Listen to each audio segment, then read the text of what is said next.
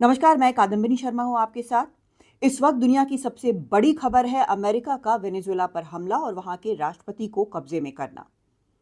पहले तो सिर्फ ये खबर आई कि वेनेजुएला की राजधानी कैराकस में कई जगह धमाके हुए हैं, फिर वहां पर अमेरिकी जंगी हेलीकॉप्टर्स के दिखाई देने की बात हुई। कई जगह धमाकों से जो असर हुआ वो दिखाई दिया। लेकिन उसके बाद कुछ देर बाद राष्ट्रपति डोनाल्ड ट्रंप ने खुद सोशल मीडिया पर यह लिखा कि अमेरिका ने एक बड़ा ऑपरेशन किया है, उसमें कामयाबी हासिल की है और वेनेजुएला के राष्ट्रपति निकोलस माडुरो और उनकी पत्नी अमेरिका के कब्जे में है, देश से बाहर निकाल लिए गए हैं।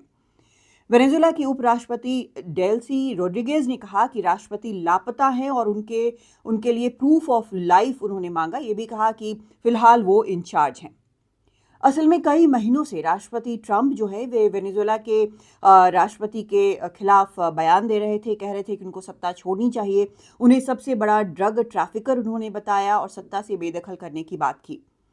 जंगी बेड़े जो हैं वो समुद्र में वेनेजुएला के पास जमा किए जा रहे थे, लेकिन वेनेजुएला भी तैयारी कर रहा था। लेकिन शायद ही अंदाज़ा हो कि रातों रात इस तरह का बड़ा ऑपरेशन एक अमेरिका अपने ही बैकयार्ड में कर गुजरेगा, लेकिन ऐसा ही हुआ है और ये एक बड़ा ऑपरेशन है। और अब ये माना जा रहा है कि माडुरो जो हैं वो अमेरिका के कब्जे में हैं, उनके ऊपर आपराधिक मुकदमा चल सकता है।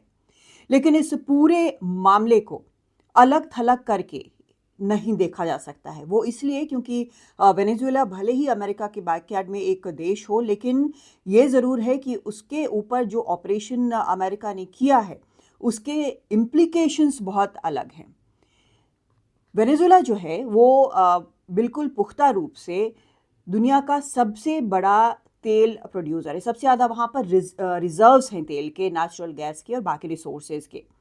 लेकिन बात सिर्फ तेल की या नेचुरल गैस की नहीं है, बात ये भी है कि ये एक संदेश है जो ट्रंप ने किया है। वो एक संदेश है रूस को, चीन को और ईरान को, क्योंकि ये भी तीनों काफ़ी वेनेजुएला से करीब हैं। हालांकि रूस की तरफ से ये बयान आया है कि ऐसा नहीं करना चाहिए था अमेरिका को।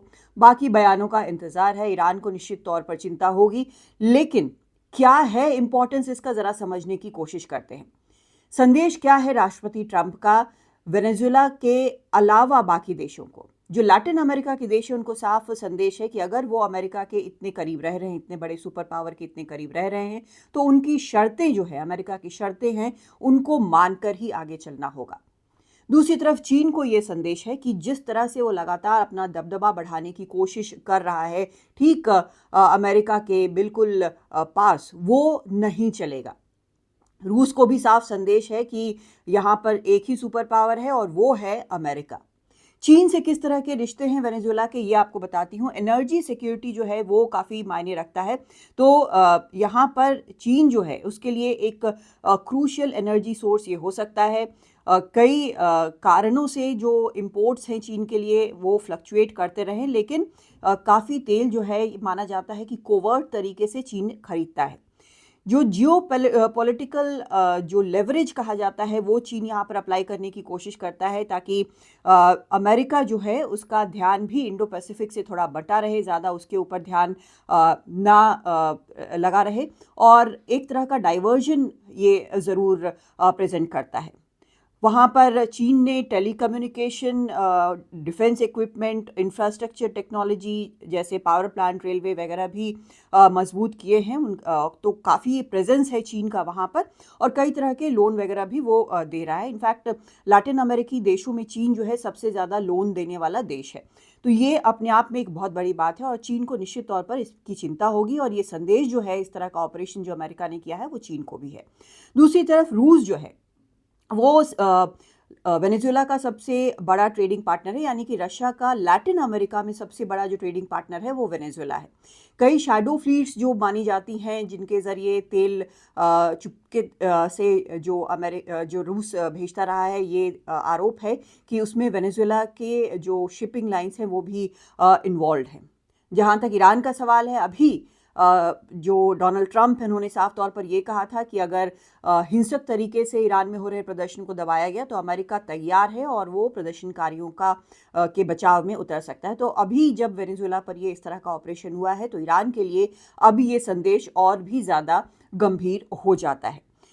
ये सभी चीज़ें जो हैं बहुत मायने रखती हैं एक बड़े वर्ल्ड ऑर्डर की तरफ देखते हुए। लेकिन सवाल ये उठता है कि जब अमेरिका इस तरह का एक ऑपरेशन करता है, तो जो एक इंटरनेशनल रूल बेस्ड सिस्टम की बात पूरा अमेरिका या पूरा यूरोप या पूरी दुनिया करती है, तो वो रूल बेस्ड इंटरनेशनल ऑर्डर आखिर कहाँ गया?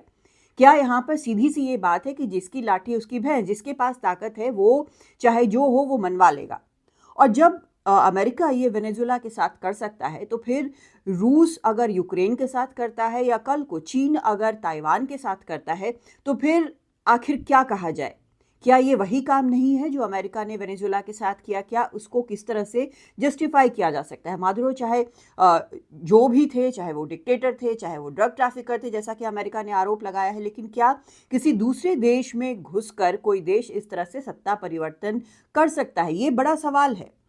इन सब में यूरोप के सामने भी बड़ा सवाल है, जहाँ पर वो ये उम्मीद करता है कि एक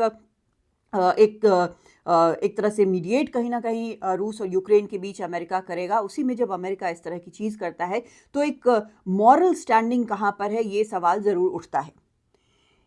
ये भी साफ है कि जिस तरह से ये ऑपरेशन पूरा हुआ है, उसमें कोई भी देश ये कह सकता है कि उसको दूसरे से खतरा है और हो सकता है, क्योंकि कोई भी देश एक दूसरे के ऊपर इस तरह का ऑपरेशन कर सकता है, उसको अगर लगता है कि मिलिटरीली वो ज़्यादा स्ट्रांग है। इसमें एक तरह से आर्म्स रेस जो है उसमें और तेज़ी आएगी, हथियारों की खरीद में और तेज़ी आएगी।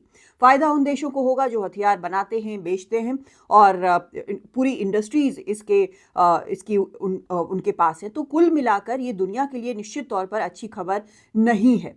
अब राष्ट्रपति ट्रंप जो हैं इस पर चाहे जो भी बोलें, जिस तरह से भी वो कहें कि उन्होंने बेहतर एक काम किया है वहाँ वेनेजुएला की जनता के लिए, जैसे आम तौर पर कहा जाता है इस तरह की स्थिति में। लेकिन ये ज़रूर है कि अब पूरी दुनिया जो है उसके सामने एक नहीं कई सवाल एक्चुअली खड़े हो चुके हैं कि आखिर दुनिया में इंटरनेशनल रूल बेस्ड ऑर्डर है, नहीं है, उसकी रखवाली करेगा कौन?